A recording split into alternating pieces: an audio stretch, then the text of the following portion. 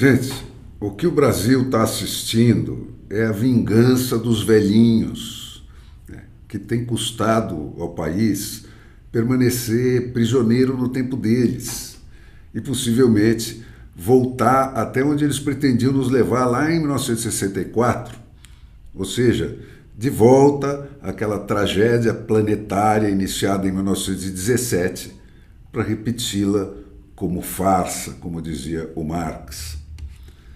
As ilhas dos bilionários que abrigam o Parque Jurássico, de onde escapam aí os dinossauros que voltam da nossa pré-história, são as redações da imprensa pelega. Hoje, brinquedos de bilionários enriquecidos à sombra do Estado. O Alexandre de Moraes, o falsário, e os métodos apreendidos nas 123 ações que ele defendeu para o PCC não representam esse pessoal no quesito de saudosismo das crenças do passado. Ele nunca foi senão isso que ele é, né? Um oportunista que apenas explora de arma na mão o contexto freudiano aí do drama desses velhinhos que nunca se conformaram com o golpe que tomaram antes do golpe que iam dar lá nos meados do século passado, né? E que segue à risca o que tanto viu funcionar com a sua antiga clientela. Poder é medo, portanto, que seja implacável enquanto dure. E quanto mais injusto e inexplicável é o golpe, foi o aporte do Lenin a essa máxima, mais medo ele infunde, porque deixa rigorosamente todo mundo exposto, não havendo mais lei nenhuma atrás da qual se esconder da fúria do tirano. É o que esse cara faz hoje com absoluta explicitude no atacado e no varejo, gente.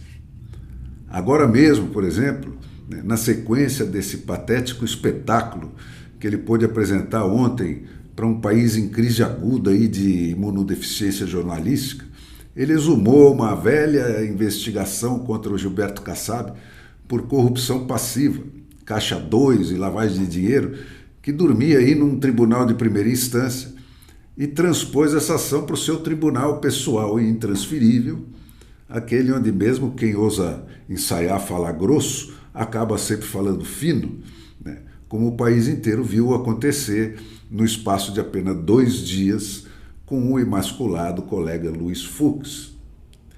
E tudo para quê? Para barrar, de qualquer maneira, a aprovação da anistia, que seria o primeiro passo da demolição da obra nefasta dele. Constituição, Código de Processo Penal, tudo lixo, gente. Aqui a escola é outra.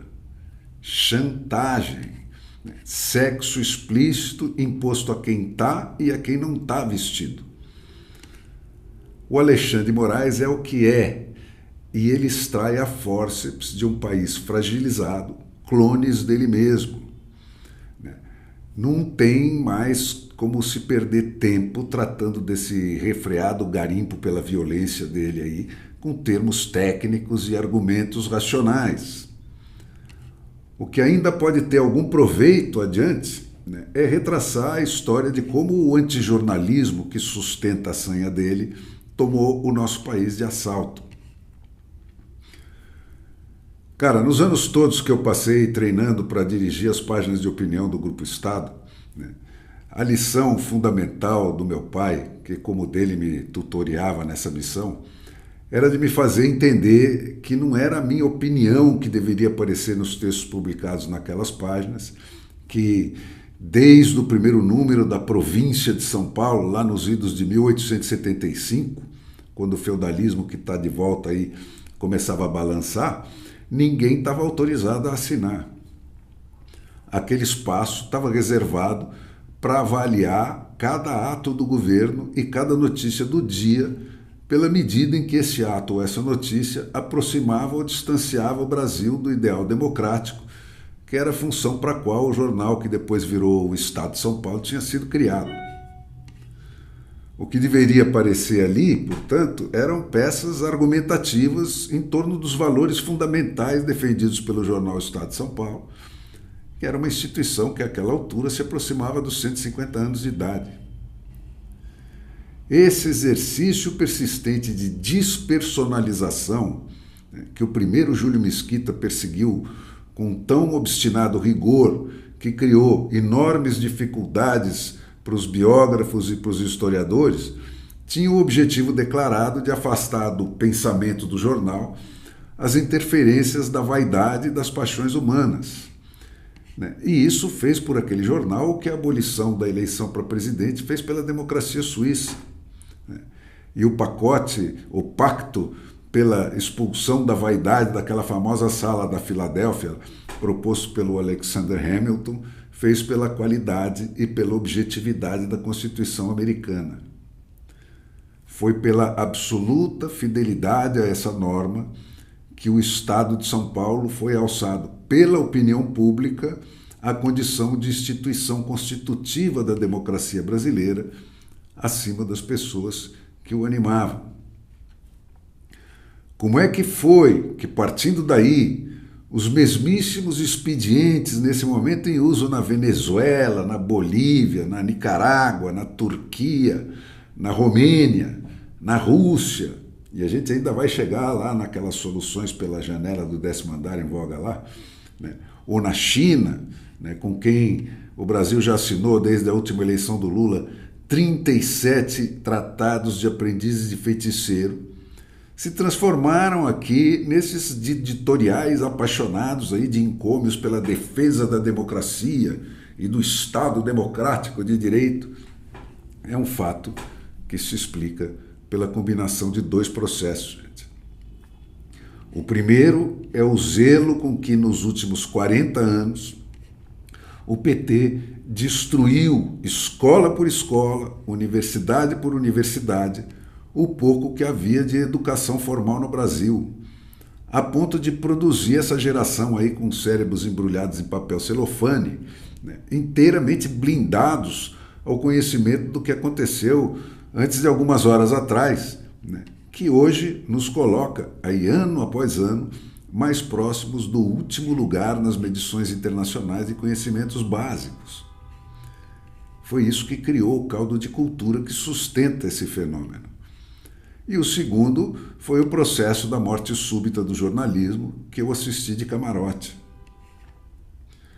Nascida e criada num ambiente de concorrência predatória da economia de monopólios aí, que se estabeleceu depois do esmagamento do viés antitrústio da democracia americana, pela chegada da internet, e pela concorrência com o monopólio político e econômico chinês, que desrompeu, destruiu o negócio que sustentava o jornalismo, subiu ao poder nas empresas tradicionais de comunicação a geração dos boomers, que tanto mais quanto nascida mais longe da antiga fronteira da cortina de ferro, como a Ucrânia, coitada, atravessou a vida sem experimentar a opressão na pele e foi ensinada a enxergar tudo por um viés estritamente aritmético.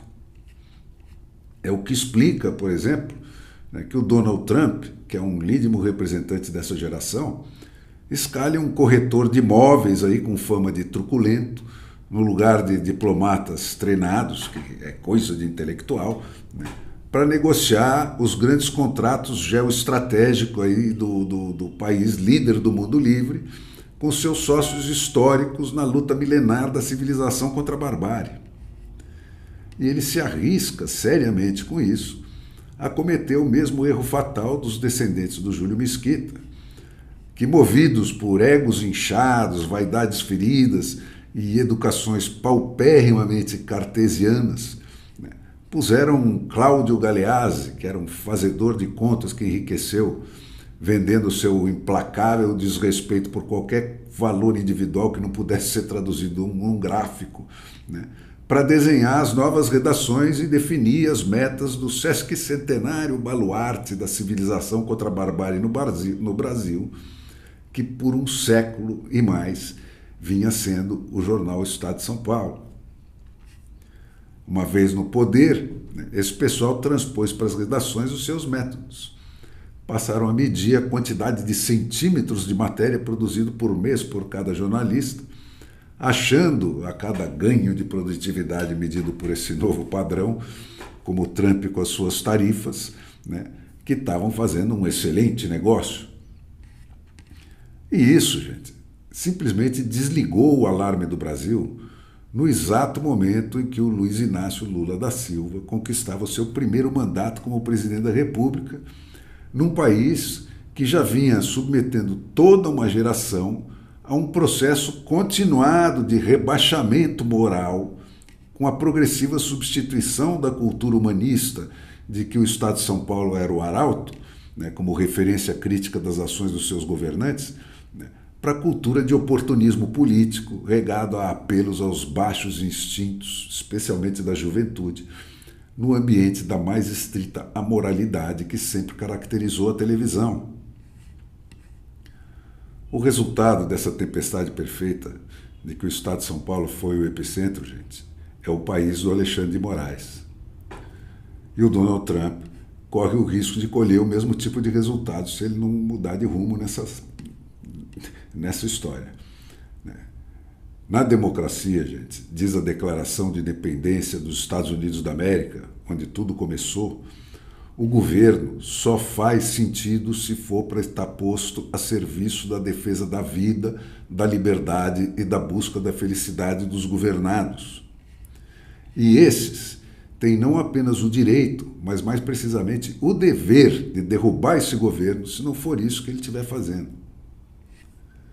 A democracia, em outras palavras, gente, foi inventada para acabar com o exercício indiscriminado da força herdada por quem a tinha, apenas porque a tinha, e colocar a força doravante, legitimada somente se conquistada pelo trabalho e regida pelo direito, a serviço da liberdade e da felicidade dos indivíduos. E definitivamente, gente, não é essa a praia do Alexandre de Moraes e do entorno que beija a mão dele, enquanto grita viva a democracia. E se tem uma consciência que ele tem absolutamente nítida, é a de que foi pela violência que ele chegou à posição em que ele está, e que quanto mais ele se distancia da legalidade e da decência, mais impossível se torna voltar para elas, porque se a democracia for restabelecida, ele vai ter de pagar pelos crimes que ele está cometendo. Gente, essa é a lógica do totalitarismo, que até ser interrompido, foge sempre para frente até o limite do genocídio, que a humanidade experimentou no amargo século XX, cuja memória os novos totalitários cuidam de apagar. Cara, a história é a psicanálise das sociedades humanas. E esse Brasil sem história, não sabendo como nem por que ele foi o que ele foi, né, e virou o que virou, não faz ideia do que ele pode vir a ser. Portanto, gente, que ninguém se iluda. É agora, enquanto ele ainda não tem um exército e uma polícia de verdade, ou nunca. A gente precisa deter esse cara.